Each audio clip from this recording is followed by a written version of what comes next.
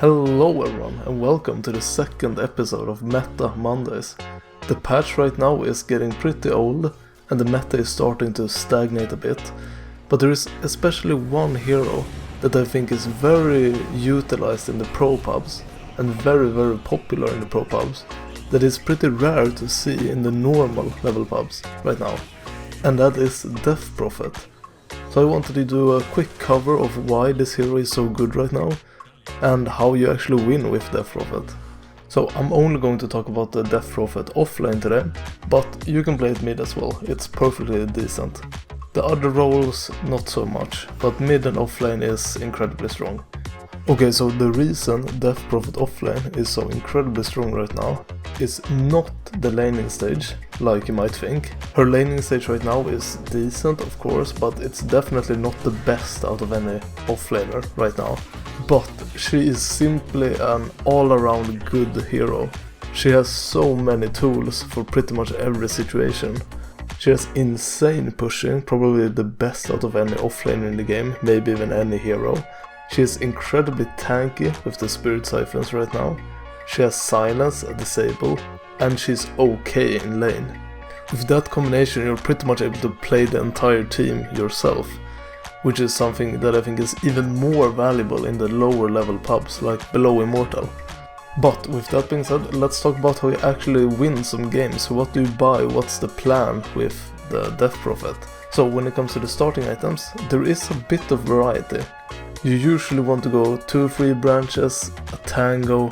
You can go for some mangoes if you want. I personally don't really like going more than one. You can get a fairy fire. And then, finally, the most surprising part is that you want to rush a Wraith Band. Now, this might seem like a grief if you've not been keeping up with the recent offlaner meta, but the Wraith Band is actually incredibly good, not only for the laning stage, but even a bit later. The armor and attack speed is really valuable, even for a hero like Death Prophet, that you usually don't consider so agility focused. I have seen some people go for 2 Wraith Bands in lane, but I personally think this is a very rare case, and I don't feel confident enough in my own abilities to judge whether it's worth it or not in any particular game. So that's up to you. If you think and if you feel like it's a good choice, go for it, try to learn from your experiences.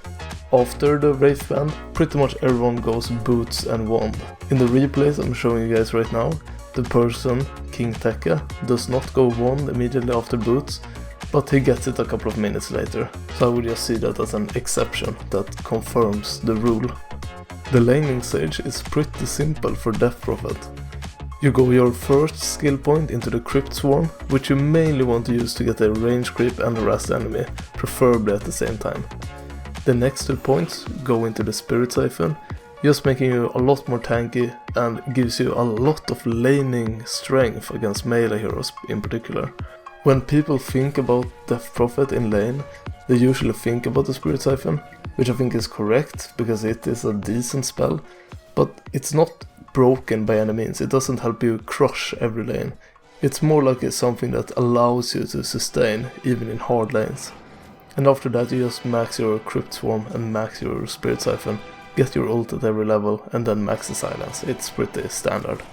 You can go for a skill point in the silence at level 7, 8, 9 if you want. It depends on the game. If it's a very fighty game or the silence is really strong, then you can go for it earlier. But usually the pros get it at around level 10 or 11, that's the most common. When it comes to the items after the laning stage, pretty much everyone goes for Arcane Boots and a mech. If you haven't gotten a wand by now, you definitely should. Now, since we've gotten the mech, it might seem obvious that the next item is Guardian Greaves, but I've seen quite a lot of people who either skip Guardian Greaves entirely, or go something like a Hood of Defiance or a Force Staff and get a pipe. You don't need to upgrade the mechanism. If you feel like there's some item missing in your team, or you're completely dominating and want to go like Hex and a Sange, then you can get something else.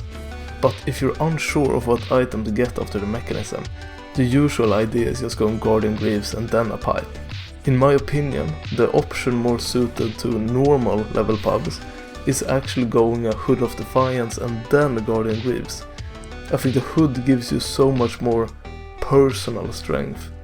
you as a hero is just going to be a lot stronger, which I think if you want to climb at the lower level Mars is a lot more important than having some teamfight items.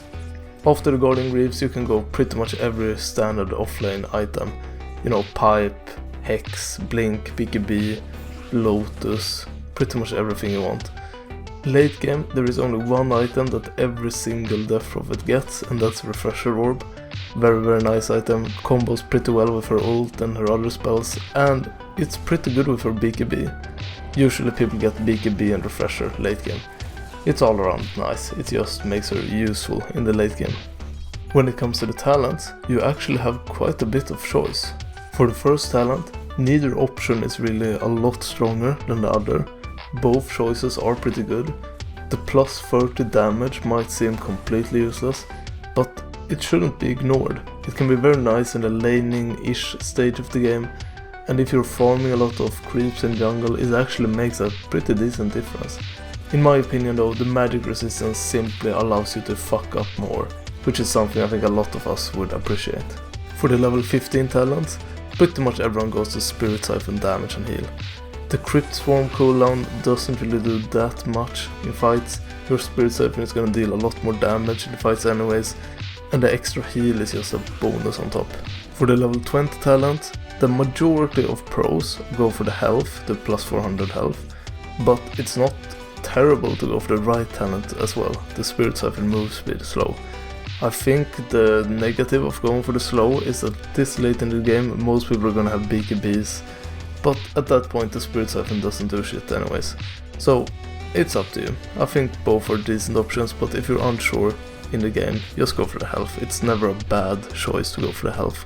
And for level 25, pretty much everyone goes for the Spirit Siphon replenish time.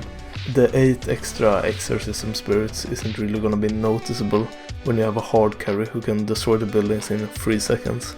Usually I have some little helpful advice at the end, but right now I think Death Prophet is pretty intuitive.